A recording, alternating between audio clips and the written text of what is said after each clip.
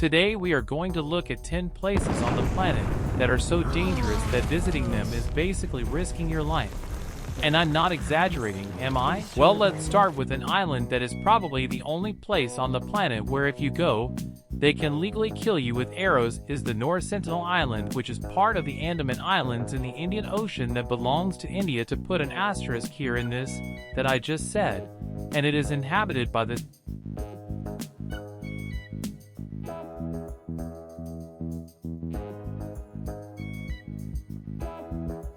anything to do with the rest of the world. I just said that it is inhabited by the Sentinelese, a people that has been there between 30.0 and 60.0 years, and decided that no thanks, they want nothing to do with the rest of the world, and when I say nothing is nothing, any attempt of contact with them ends in a rain of arrows, and it is not a joke. This already happened several times, with the last one in 2018, when an American prisoner named John Allet Chow managed to get to the island to try to evangelize them, and ended up as a pincushion. What was his name? John Allen Chow, and the Indian government.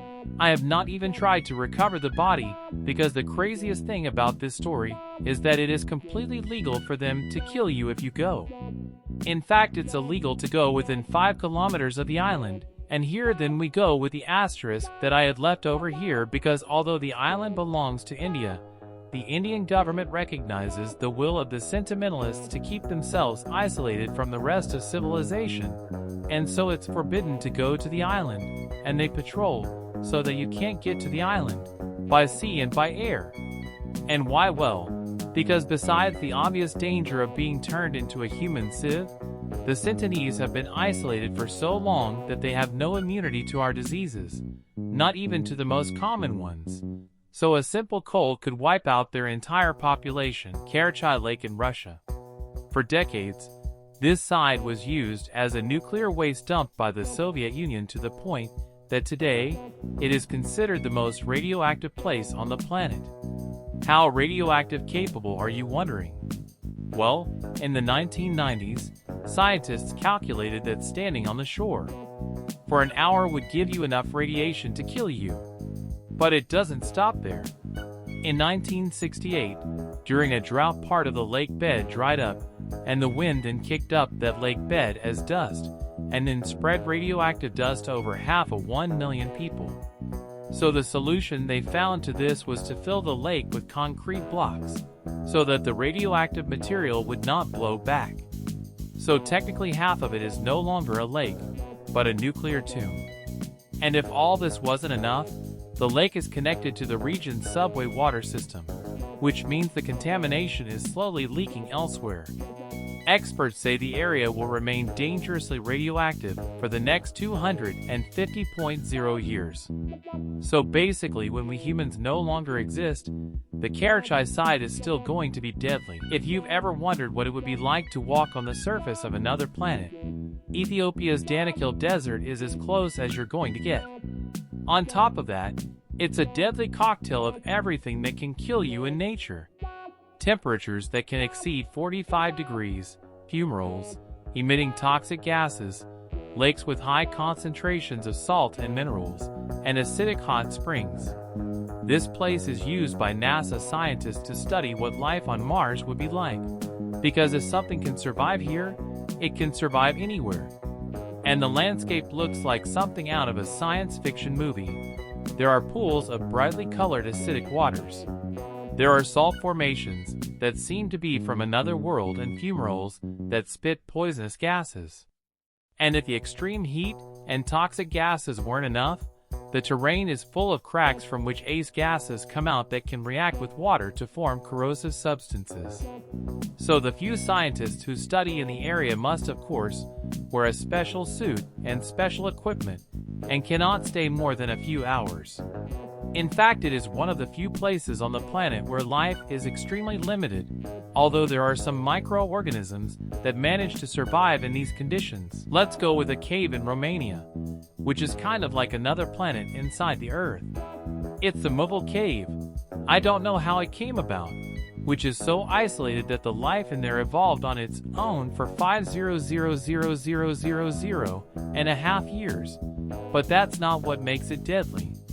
What makes it deadly is the air in the cave, which is a lethal mixture. It is barely a third of what we need to live. It is between 7 and 10% at best, versus 21% of the air we normally breathe. It has 100 times more carbon dioxide than the atmosphere, and is full of hydrogen sulfide and ammonia. In other words, if you don't go in with special equipment, you'll suffocate in minutes.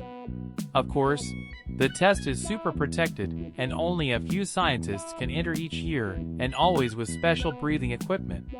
What I was telling you before, that this cave evolved as if on its own.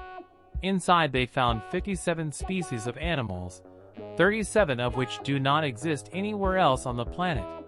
So, if you want to know what life would be like on another planet, this cave is the closest thing we have. Can you imagine living near a volcano that erupts almost every day?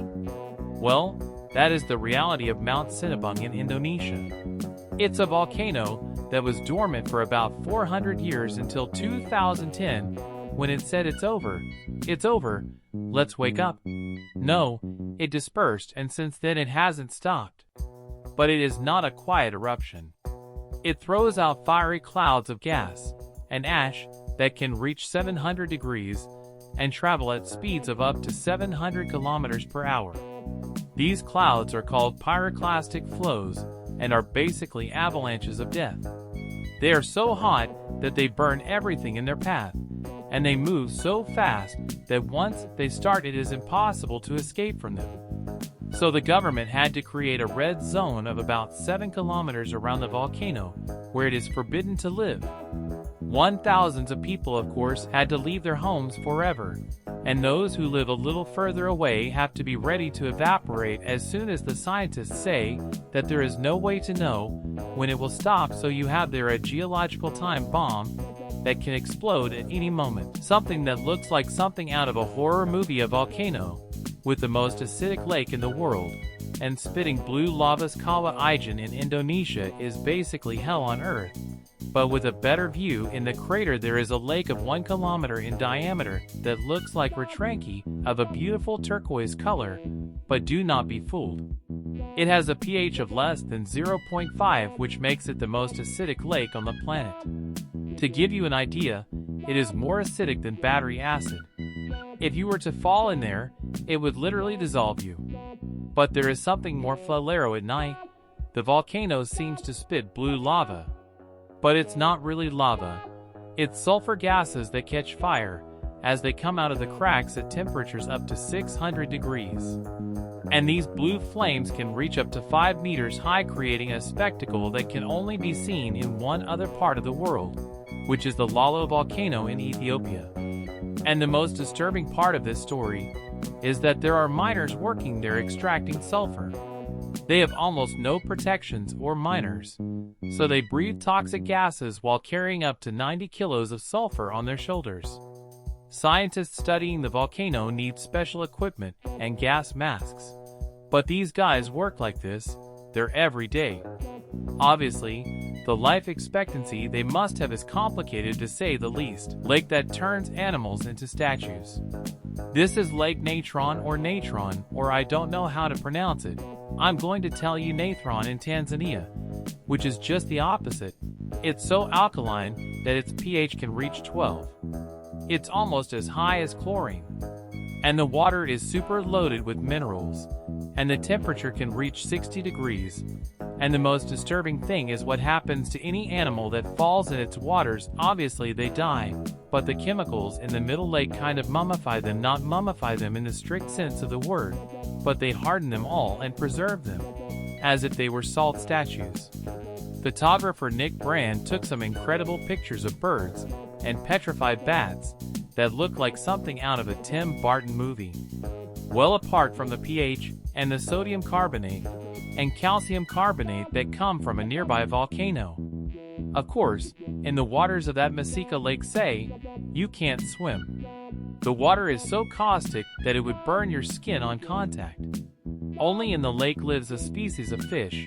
You can see that all the years that was evolving development, as a kind of adaptation, There are algae have also managed to adapt, and there are flamingos that also end up developing a special skin resistant to chemicals.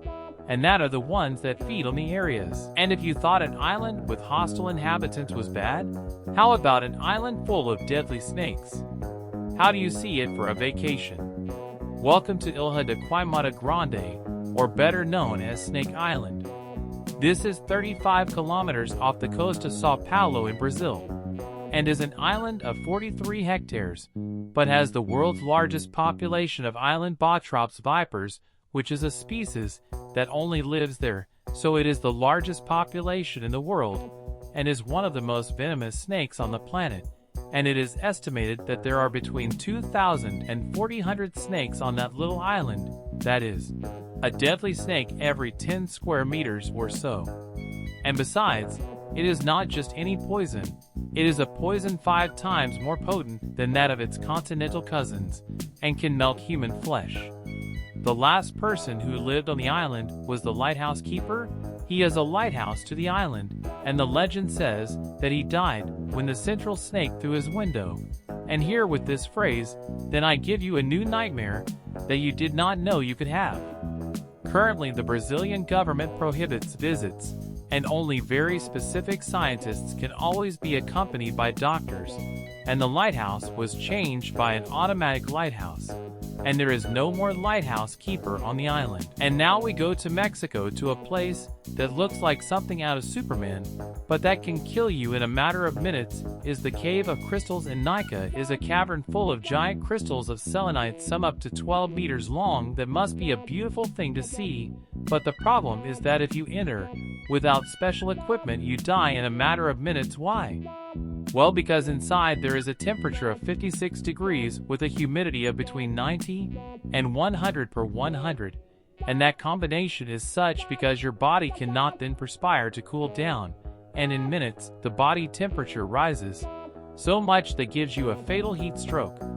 Not even the scientists who study it can stay more than 10 minutes, and that's because they go in with special refrigerated suits that cost a fortune.